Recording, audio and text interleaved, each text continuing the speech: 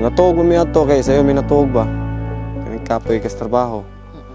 Nya pag linog igor-igor katuog gamay.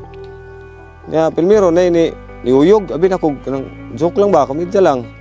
Moto ni kusog ng mayo di na ako akong gikuan akong bata nga laki kay 5 years old pa man. Ni kaob ko akong ginaan. Nya ang di man ako lang matabang og gakos kay upat may kabuktanan.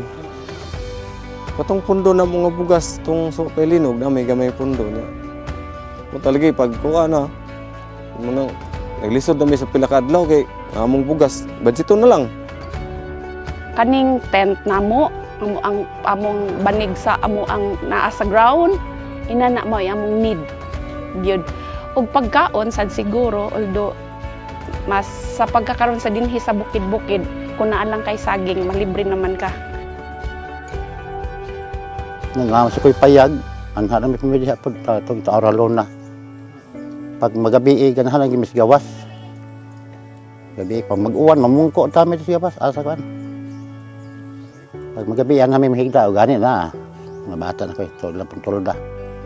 Pulos mami nagtulda taon rin. Kaya di magabi, di may manaka. Mahadlok mami.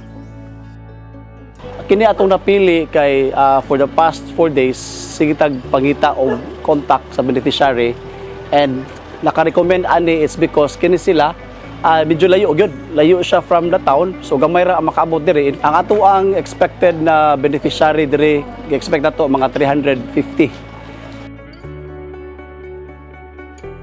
So sa pagkakaroon very thankful kaayo mi sir nga naabot mo blessing kaayo sa amo ang barangay nga kami inyuhang gi kanana ang inyuhang gianhi gisulod kay murag sa dagko nga mga manghatag is wala pagyud ang libaong. Salamat kami sa Tsotsi Foundation nga naabot mo dire katilaw gyud taon may grasya gikan sa inyo ha. Naning kaon po may tarong kay lisod gyud pagkaon. Nandako kami pasalamat sa inyo sa Tsotsi Foundation nga naabot dire.